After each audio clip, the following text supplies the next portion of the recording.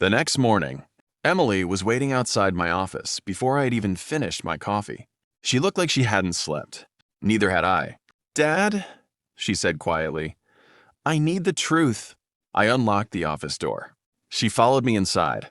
For years, I had kept one black metal cabinet against the far wall. Emily had seen it hundreds of times, but she had never asked what was inside. That morning, I pulled out the key. Her eyes stayed on my hands. "What is in there?" "Something your mother wanted you to have when you were ready." Emily frowned. "My mom?" I opened the cabinet and removed a thick folder. On the front was one name, Emily Carter. She stared at it. I placed it on my desk and opened it. The first document was a copy of a trust agreement. Emily read the first page. Then, the second. Her face slowly changed. "Dad, this says I own 40% of the company." I nodded. "In this property?" "Yours." She looked at another page. "The investment accounts?" "Yours too." She pushed the papers away. "Why didn't you tell me?" "Because I didn't want you growing up believing money made you important." Her eyes filled with tears. "You let me think you were struggling. I let you think I was living simply." "That's different." Emily looked at me with a mixture of anger and confusion. "Then why did Julianne's family know about this?" "They didn't." She froze. "What?" "They knew something existed. They just didn't know how much." I reached into the folder and pulled out another document. "This is the part they were looking for." Emily read it. Her lips parted. It was a legal agreement created years earlier by her mother and me. The trust could not be transferred, sold, borrowed against, or controlled by a husband, without Emily's direct approval and an independent legal review. But there was something even more important. Me standing between them and your money. Her face went pale. I didn't tell her the rest yet, because I had spent the previous night making calls, and by 10 that morning, I had learned something worse. Julianne's family had already contacted an attorney in America. They had also requested copies of financial documents connected to Emily's trust, without her permission. That wasn't a misunderstanding. That was the plan. Emily sat down slowly. "Julianne knew?" "I don't know." "Dad!" Her voice cracked. "I need you to tell me if he knew." "I will." I placed my phone on the desk. "I recorded our conversation last night." Emily stared at me. "You recorded them?" After I realized something was wrong, I turned it on. Her eyes widened. "Play it." I did. The room filled with their voices. Julian's mother's voice, his sister's voice, and then Julian. At first, he sounded uncertain. Then came one sentence that destroyed the last piece of hope Emily had been holding on to. "If Emily marries me, the trust becomes easier to challenge later." Emily covered her mouth. The recording continued. His mother asked. "And her father?" Julian answered. "I'll handle him." Emily's tears finally fell. I stopped the recording. She stared at the phone. "That's not him." I didn't say anything. "He wouldn't say that." "Emily, you heard him." She stood abruptly. "No, there has to be something else." "There is." She looked at me. I handed her another file. Inside were emails between Julianne and his family's attorney. The oldest one was dated 6 weeks before Julianne had proposed. Emily read it. Then she read it again. Her hands started shaking. The proposal hadn't been the beginning. The investigation into her finances had started before it.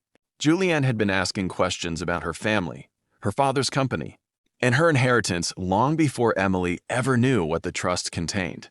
And then came the final message. It was from Julianne's mother. She had written, "Once the wedding is done, we need control of the American assets. Emily's father is the only obstacle." Emily dropped the paper. For several seconds, she just stood there. Then she whispered, "I loved him." I walked toward her. "I know." He knew that. "I know." He used that? I nodded. That was when Emily broke. She cried against my chest like she was 9 years old again. I held her. I didn't tell her not to cry. I didn't tell her she should have known. And I didn't say, "I told you so." A broken heart doesn't need a lecture. It needs somewhere safe to fall. 2 days later, Julian came to my house alone. I watched him through the security camera before opening the door. He looked exhausted. "Mr. Carter, please." I opened the door but stayed between him and the entrance. "You shouldn't be here. I need to talk to Emily." "No." His face tightened. "She loves me." Maybe she did. He looked down. Please let me explain. I almost closed the door. Then he said something unexpected. I didn't know everything. That made me stop. I looked at him. What did you know? He swallowed. My mother told me your daughter had money. She said your family had hidden assets in America. I thought she was exaggerating. And the emails? His face changed. So, you found them? I found everything. Julian lowered his voice. I was supposed to marry Emily. That part was real. Was it? Yes. I stared at him. He looked genuinely broken. But I had learned something important. Real feelings don't erase deliberate betrayal. You knew about the trust. Not at first. When did you know? He didn't answer. That was enough. I stepped back. Go home, Julian. Please. You made your choice before you ever walked into this house. His eyes filled with tears. Can I at least tell Emily goodbye? I looked at him for a long moment. No, he stared at me. Why? Because she doesn't owe you closure. I closed the door. But the story wasn't over. 3 days later, Julian's family sent Emily a legal notice. They claimed she had agreed to transfer certain assets after marriage. Emily stared at the letter. They're lying. I know. Our attorney smiled. Good. Emily looked at him. Good? He placed the recorded conversation on the table.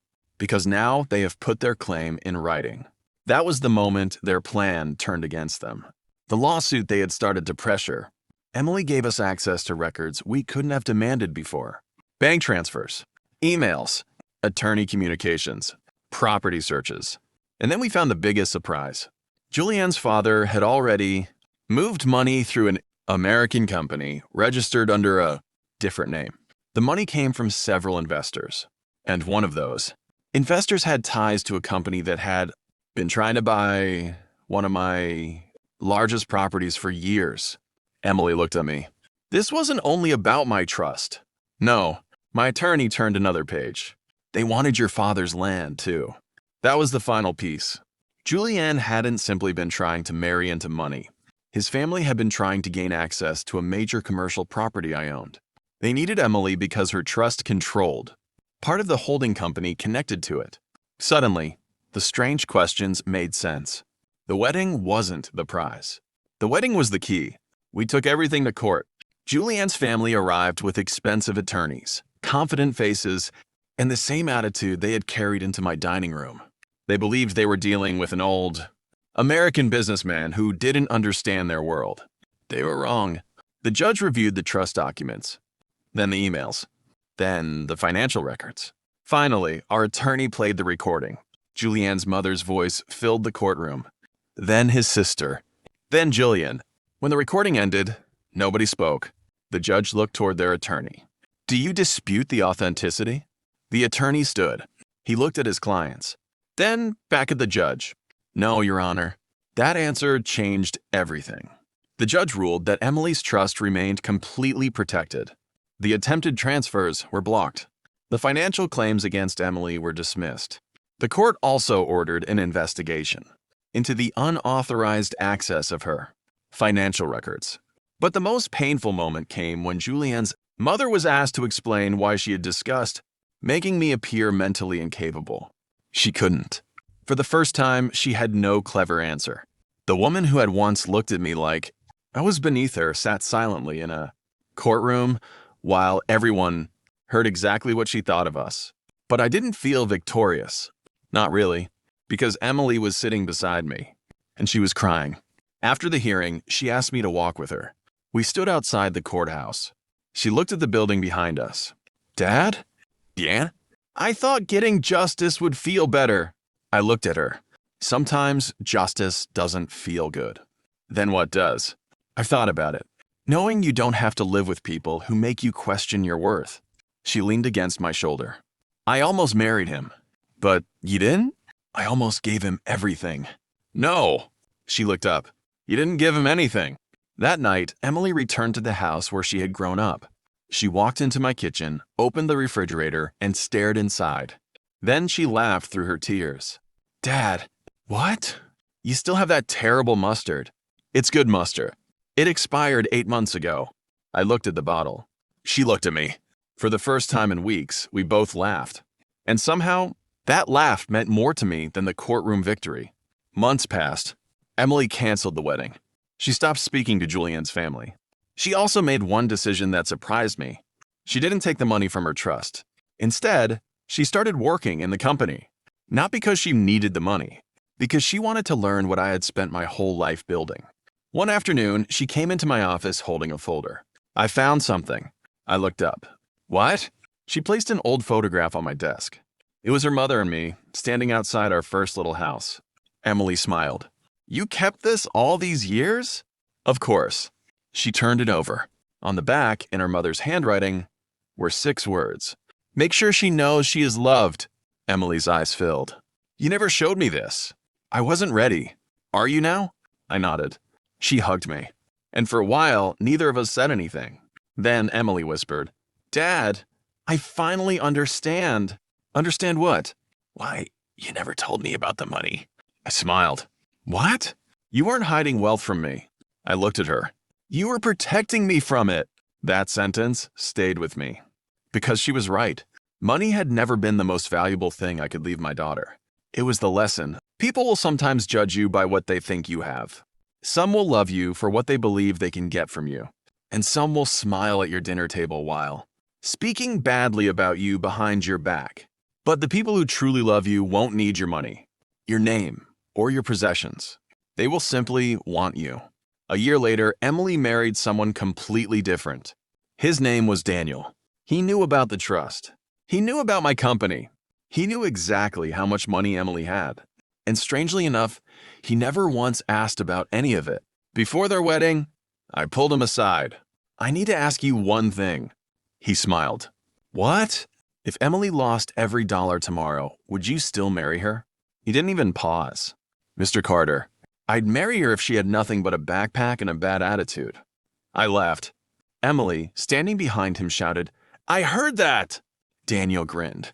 And I knew. That was the answer I had been waiting for. Years later, Emily would sometimes tell the story of the night her future in-law spoke.